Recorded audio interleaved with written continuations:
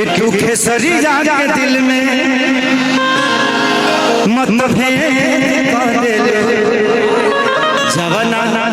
थरिया में खैलो ओह में छेद कर दे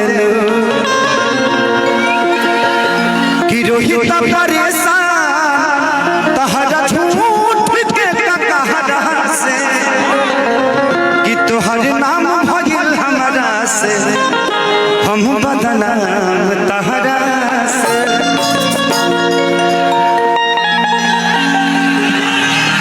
कि झूठ बोललू दुनिया से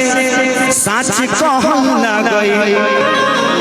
हमारी खुशी देख के तो से रहल ना गई कि झूठ बोललू दुनिया से सच कहल ना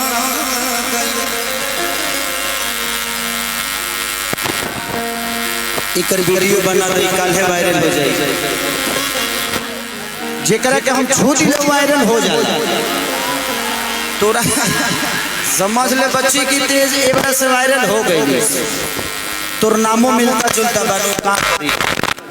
कि झूठ बोललू दुनिया से सच कहल ना गई हमारे खुशी देख के तो से रहल ना गई कि रोहित परेशान तहरा झूठ के कहरा से तोहर नाम भइल हमरा से हम बदनाम तहरा से एगो नचनिए कारा न पनिया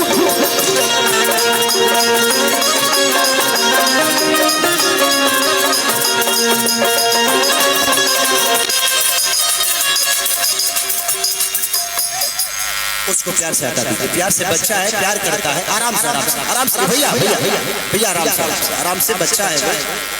ठीक है उसकी मोहब्बत है उसकी मोहब्बत को हटाया नहीं जा सकता गले लगना चाहता था लग गया बेचारा तुझको नहीं लगाना तू तो लग गया तुझे नहीं लगाना रे बाप रे बाप देह नोचने तरह से लगा आप लोग किसी को भैया हइए ना हो गया ना वो लग बच्चा हाँ थोड़ा सा आप लोग साइड हुई कुछ नहीं हुआ है वो बच्चा है प्यार था उसका नहीं प्यार है बेटा कोई नहीं आराम से भाई हेलो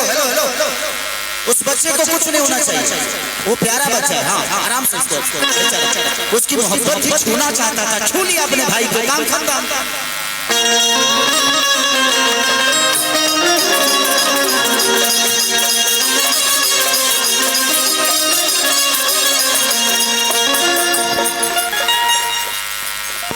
कि रोज तू तो जागल रहा ओनिए पागल रहा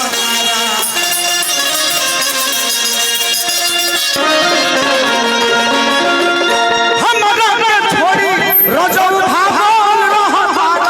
ओनिए लागल रहा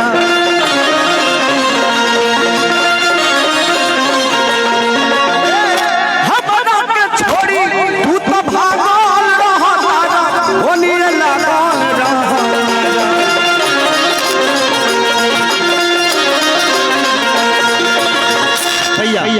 आप लोग लाठी डंडा हटा दो कुछ नहीं होगा